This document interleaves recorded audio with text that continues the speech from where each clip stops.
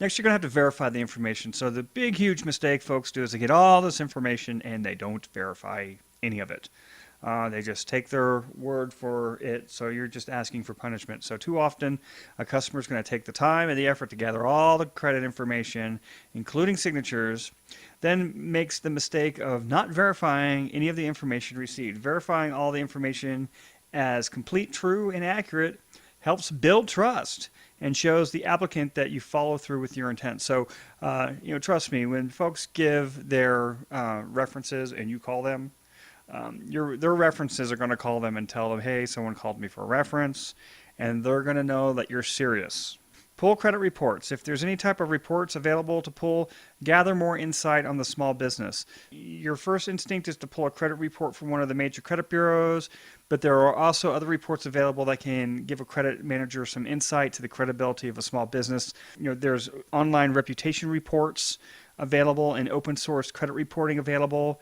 There's a lot of information out nowadays. The credit bureaus that are in place today have been in place since before the internet. Okay, and so now that the internet is available, people they give their opinions online, and you can gather a lot of information, but it's all over the place. So it's decentralized. So some of these online open source credit reporting and reputation management companies can consolidate that information for you and give you a concise report that helps you kind of make sense of all that noise. So, take advantage. The BizScore is one that, I continue to recommend. They have a great scoring model, and you can do some customer satisfaction. They have a network. It's kind of like LinkedIn. They also manage online reputation. So, they've kind of got all those models covered. Let me see. So they got credit scores for small businesses, business reviews, credit monitoring, credit reports, online reputation reports, business networking, satisfaction surveys, and personal guarantees. So I think I got about all that covered.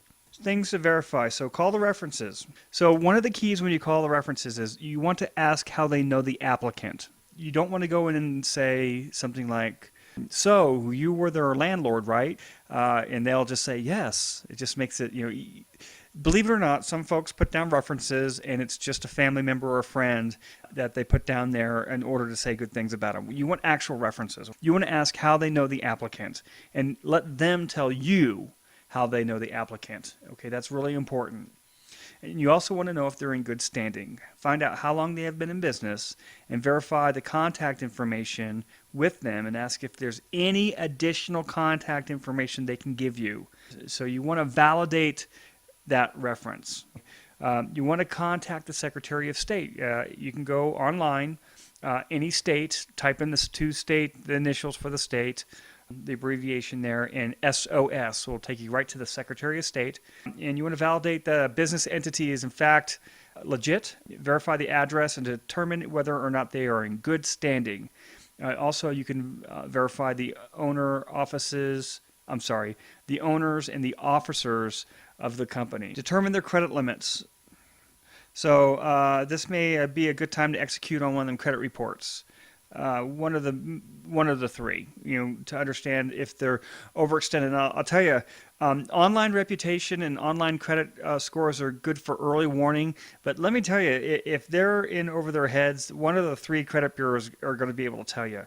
And if they're in over their heads, it's too late for you. So it might be an opportunity just to go ahead and say, thank you for your interest, but we're not going to be doing any business today. You don't want to be becoming their lender by supplying them goods and services so they can meet their financial obligations and then not pay you. It happens all the time, guys.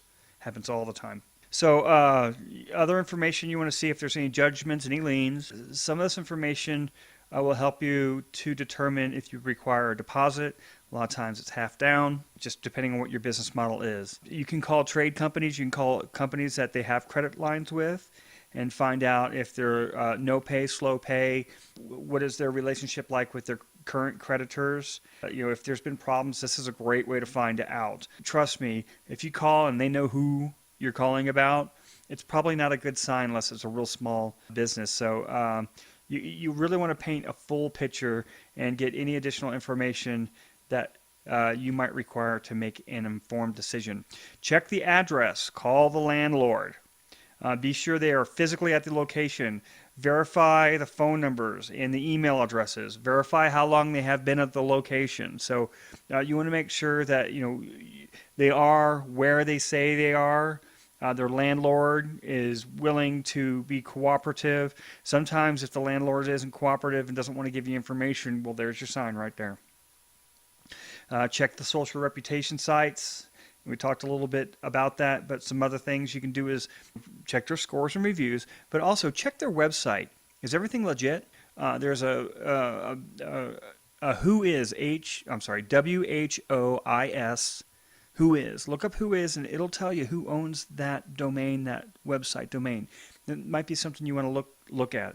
So who owns the domain, and you want to validate the legitimacy of the website. You want to make sure it's legit. Check with the bank to verify they have an open account. If there's been any NSFs in the past 6 months, and that should be information they can give you. Check with the owner's information online to see if the information you have matches what is available. So there's a lot of information online today, and what information they give you on your credit application should ring true with what other information that you get online. Addresses, phone numbers can be fairly easy to find. Sometimes there's a small fee for this information, usually like $1, and it's worth getting. And also, you want to know, are they accessible? Can you get the owner on the phone, and are they responding to emails?